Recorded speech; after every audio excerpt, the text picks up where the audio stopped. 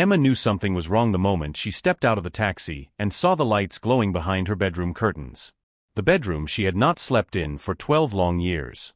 The night air smelled of pine and rain, but instead of warming her, it made her uneasy.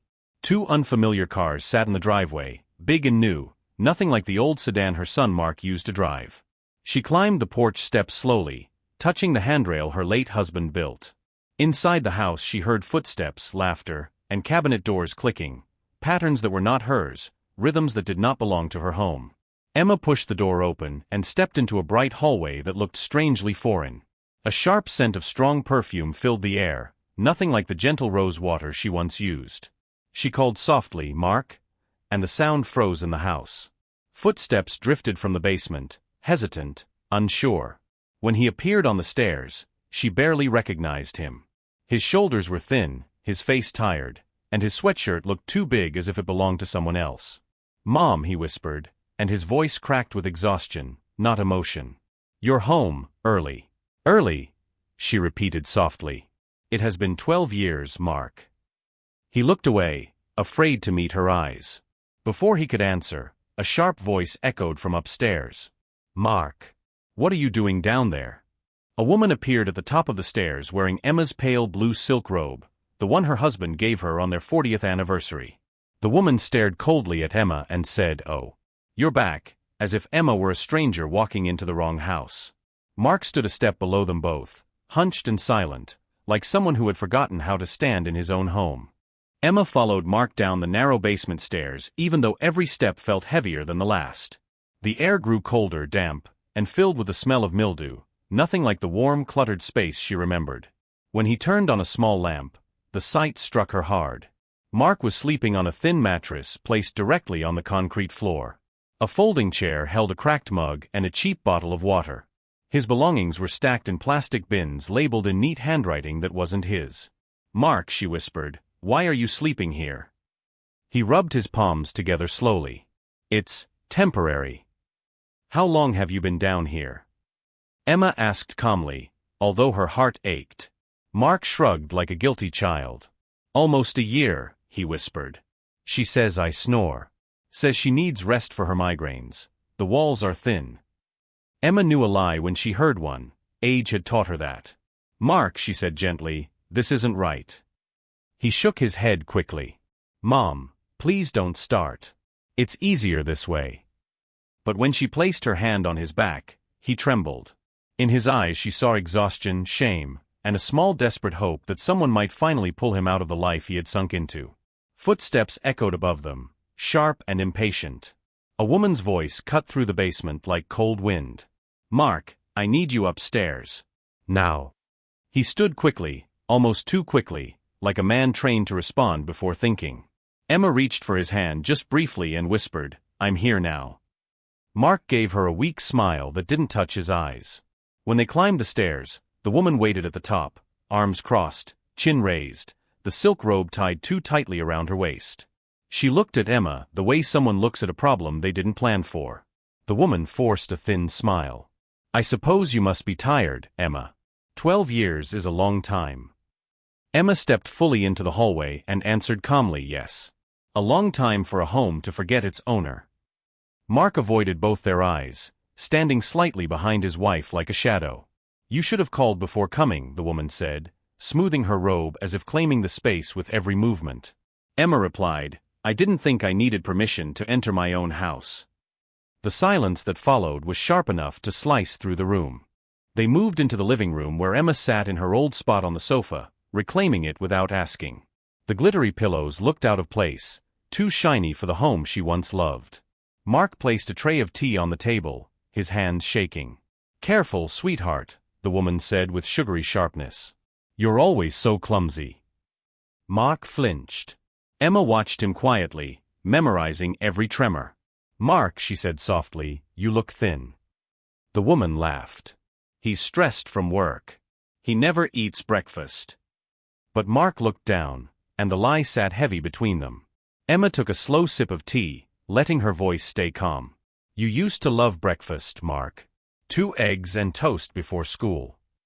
Mark's mouth twitched, almost a smile, until the woman squeezed his arm. We don't need to live in the past, she snapped.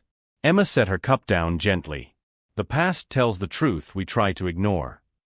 The woman crossed her legs sharply. Emma, you're a guest here. We have our system. Mark has his space. I have mine. Emma looked directly at Mark. Did you choose that system? His head moved, barely, but enough. The woman's eyes widened. Mark, she said sharply, don't encourage this. He shrank back, guilt written across his face. Emma leaned forward. My son is sleeping in the basement. That isn't comfort. That's punishment. The woman's voice rose. It's healthier down there. Cooler. Better for his back. Emma's voice remained steady. And you prefer my bed for your comfort, I assume? A flush spread up the woman's neck. Mark stared at the floor, trapped between fear and truth. Emma placed her hand over his trembling one and whispered, You don't have to live small to keep someone else comfortable. The woman stood abruptly. Emma, I think you've had enough excitement for one night. The guest room is ready. Emma rose slowly, her voice firm but gentle. I'll sleep in my room. The woman blinked as if she misheard. Your room? Oh no, that's our room now. Emma stepped past her calmly. It's my room, she repeated. Mark's eyes widened with something like hope. The woman followed them down the hallway, her tone turning sharp. Emma, don't make this difficult. Emma opened her old bedroom door and said, I'm not making it difficult. I'm coming home. Inside the bedroom, Emma froze. Her floral quilt was gone. Her curtains replaced. Her dresser filled with clothes that didn't belong to her. Her own dresses were stuffed into plastic bags on the floor. She lifted one quietly and said, Mark, why are my things here? He swallowed painfully. She said they made her anxious. Emma studied him. And your comfort. His shoulders sagged. I didn't want to upset her. The woman stepped into the doorway, arms crossed. Emma, please stop exaggerating. We only reorganized. Emma touched the stripped vanity. This isn't reorganizing. This is erasing. Mark sat on the edge of the bed, voice cracking. Mom, she said you left because you were done with us. Emma's heart twisted, but her voice remained steady. I left to work, not to disappear. The woman's jaw tightened. You abandoned him, Emma. No, Emma replied softly. I supported him from afar. There's a difference. Mark looked between them, trapped in years of confusion. Emma lifted a framed photo of Mark as a child. These memories matter, she whispered. The woman scoffed. Memories don't pay bills. They build families, Emma said. Something this room seems to have forgotten. The woman stepped closer. Emma, listen carefully. Mark and I have an arrangement. It works. Don't ruin it. Emma faced her calmly. Does it work for Mark? The woman hesitated for the briefest moment. He's fine. Mark's hands trembled. I'm tired, he whispered. The woman shot him a sharp look. Mark, don't start. Emma placed her hand gently on his back. You're allowed to speak. The woman's voice rose. He gets overwhelmed. He needs structure. He needs kindness, Emma said. And for the first time, the woman's confident mask cracked. Just a small fracture, but visible. Emma stepped into the hallway to give Mark space. The woman followed, lowering her voice to a hiss. What do you want from us? Emma turned slowly. I want my son treated with dignity. The woman's eyes narrowed. He can't function without me. I keep him stable. Emma's voice softened. You keep him small. The woman stepped closer. If you try to change anything, you'll destroy his marriage. Emma straightened. A marriage built on fear is already broken. The woman's breath quickened, panic flickering behind her eyes. Mark won't choose you, she whispered. Emma replied, he shouldn't have to choose between love and peace. Mark opened the bedroom door weakly. Mom, he said. Emma returned to him. The woman hovered in the doorway, watching like a guard. Emma sat beside her son. Mark, you need the truth, she said gently. Do you want this life? He rubbed his face. I don't know how to leave it. The woman cut in quickly, see? He needs me. Emma raised her hand calmly. Let him answer. Mark looked at the floor. I just want peace. Emma placed her hand on his shoulder. Then peace starts with honesty. The woman's eyes flashed with fear she disguised as anger. Emma stood, her voice calm but firm. Tomorrow, I'm going to see a lawyer. The woman stiffened instantly.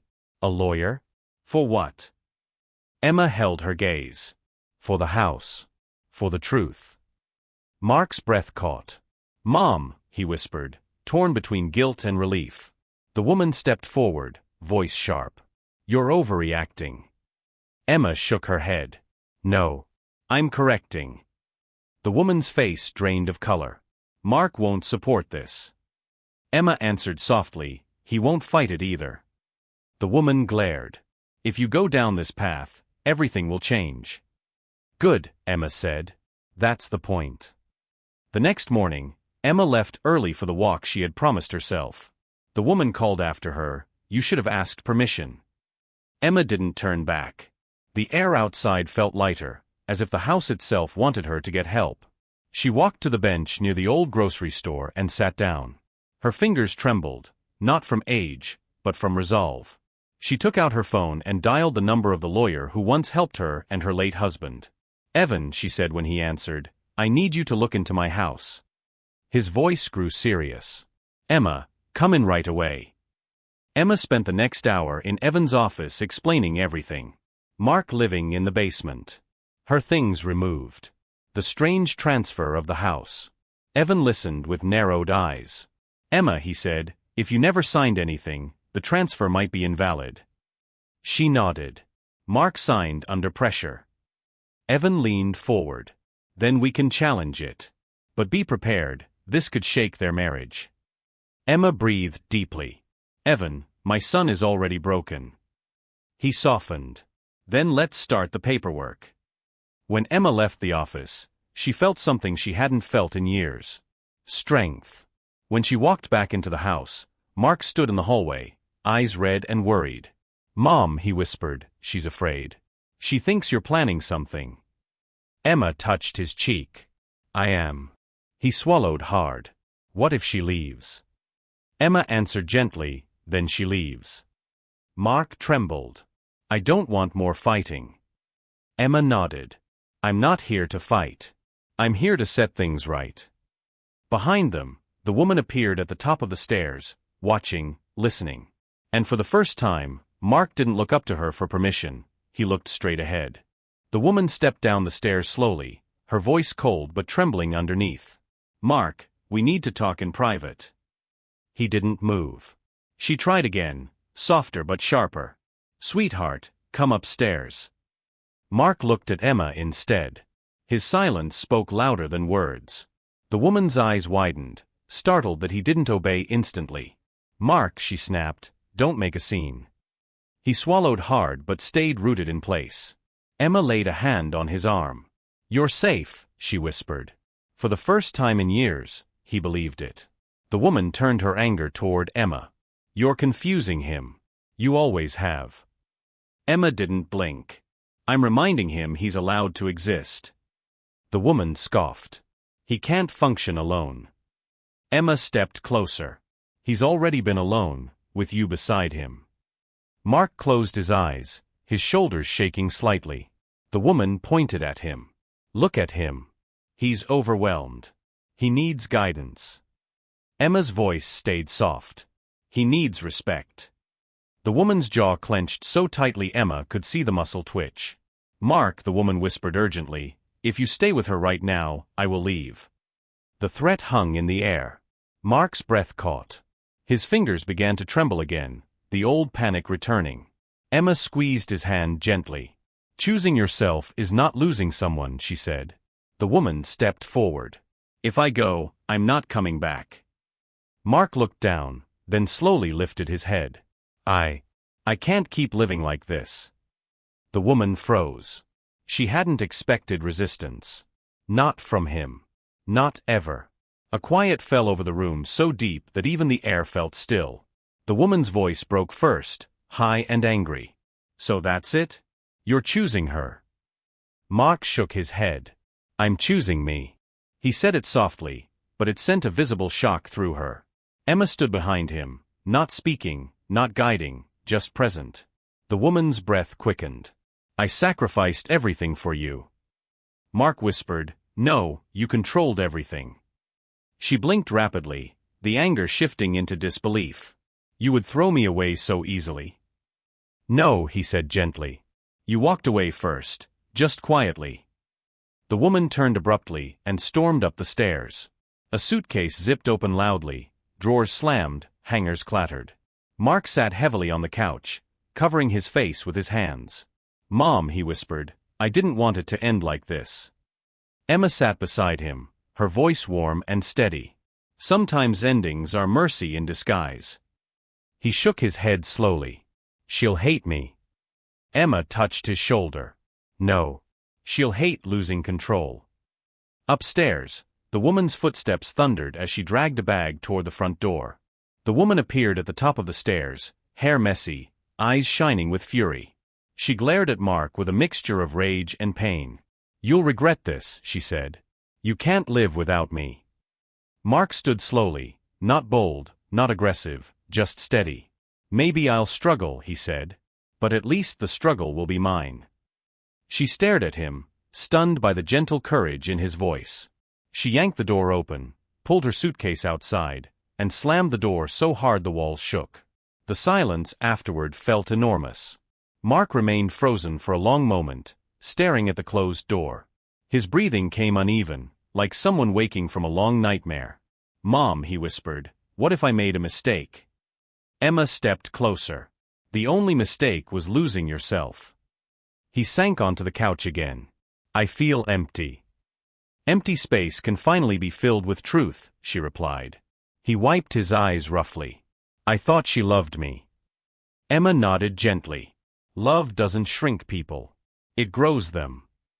He inhaled shakily, letting the words settle inside him. Later that afternoon, Emma brought down the old metal box of documents. She opened it on the dining table and placed the original deed in front of him. This house was never hers, she said. Mark stared at the paper, guilt tightening his face. She said it would help us, he whispered. She said it was smart. Emma reached across the table. Manipulation often sounds helpful at first. He nodded slowly. Evan said he can challenge the transfer, Emma added. He believes the law is on our side. Mark exhaled shakily. I want to fix this, with you. They spent the next hour gathering every document Emma still had, sorting through folders, envelopes, and signed papers. Mark paused often, overwhelmed, but Emma waited patiently each time. Mom, he said quietly, I don't hate her. I'm just tired. Emma nodded. You don't have to hate her. You only have to heal from her. His eyes softened with relief. I don't even know what healing looks like. You're doing it, she said. He looked around the room, really looked, and whispered, it feels different in here without her. That evening, Mark sat at the kitchen table, staring into his cup of tea. Mom, he said softly, can I really live upstairs again? Emma smiled gently. You belong upstairs. You always did. He looked toward the staircase as if seeing it for the first time. It feels strange. New beginnings usually do, she replied. He nodded slowly, letting the truth settle. And in that small quiet moment, Emma knew the house had begun to shift. The basement was no longer his home. It was only a memory he would never return to again.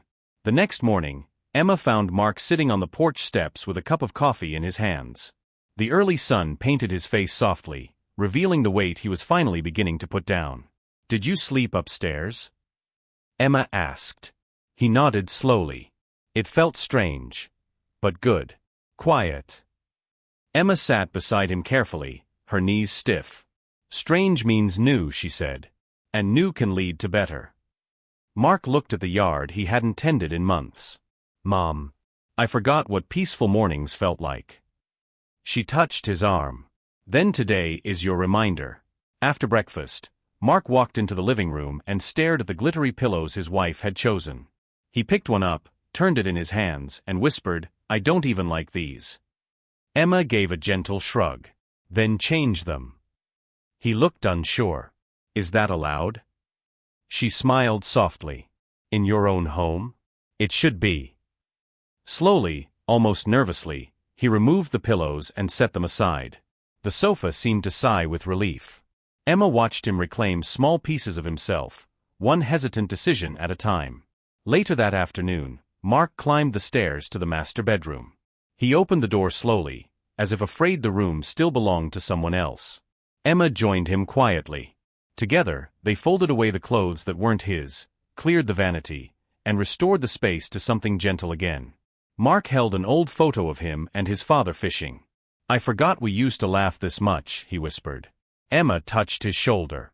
You didn't forget, she said. You just got buried. He closed his eyes. I want to be whole again. They cleaned the room piece by piece until it finally felt warm instead of cold. When they finished, Mark sat on the edge of the bed and breathed deeply. Mom, he said softly, I think I want to paint the living room. Maybe fix the yard. Maybe start over. Emma smiled. Starting over doesn't mean erasing the past. It means building something true on top of it. Mark nodded, the first spark of quiet confidence lighting inside him. I want this house to feel like home again. Then build it, Emma said gently. One small choice at a time. That evening, Emma stood in the kitchen preparing tea when Mark paused in the doorway. Mom, do you think she'll come back? He asked, his voice low but steady. Emma stirred the tea slowly. Maybe. But the version of you she controlled won't be waiting. Mark leaned against the counter, the fear in him softer now, less crushing. And what if she wants to talk? He asked. Then you listen, Emma said, and speak your truth. Not her rules. He nodded, absorbing her words like someone learning a new language, his own voice. A quiet knock came at the front door later that night. Mark stiffened, but Emma placed a gentle hand on his back. Breathe, she whispered. When he opened the door, there was no one standing there, only a small box on the porch. Inside it lay a few personal items his wife had forgotten. A scarf, some jewelry, a bottle of perfume. No note. No message. Just silence. Mark let out a slow breath. She's not coming back tonight. Emma nodded. Some people leave loudly. Others leave quietly. He whispered, I guess this is her quiet. The next morning, Evan called Emma with updates. The paperwork looks clean, he said. The deed transfer will likely be reversed. You acted just in time. Emma thanked him and hung up. Mark watched her from across the room, worry pulling at his features. Is everything okay? He asked. She smiled softly. Better than okay. The house is protected. Mark lowered his head, relief washing through him. Mom. I'm scared of what my life will be now. Emma walked to him slowly. Life without fear, she said, takes practice. But you'll learn. They spent the day rearranging small parts of the house, the things that made a home feel alive again.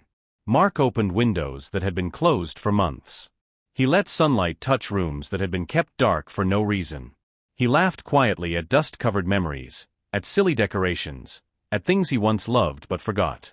As he worked, Emma noticed his posture change. He stood straighter. He moved lighter. He spoke more. Healing wasn't sudden, but it was happening. One open window at a time. That evening, Mark and Emma sat on the porch as the sky turned gold. He sipped warm tea and said, Mom, I feel different. Lighter. Emma smiled. Because the weight wasn't yours to carry. He leaned his head back against the railing. I think I want to see a therapist. Maybe talk to someone about everything. Emma reached for his hand gently. That's strength, not weakness. He nodded. I want to understand myself. I want to grow. Emma felt her eyes warm. Then you're already on your way. As the sun dipped behind the trees, Mark whispered, Mom, thank you for coming home. Emma looked at her son, the man he was, the boy he had been, and the soul he was becoming again. I came home, she said softly, because you needed a place to rise again. He breathed deeply, no tremor this time, only steady air. Inside the house, the lights glowed softly, warm and welcoming for the first time in years. And as Emma stepped through the doorway beside him, She felt the truth settle gently in her heart. Sometimes coming home is not a return, it is a rescue.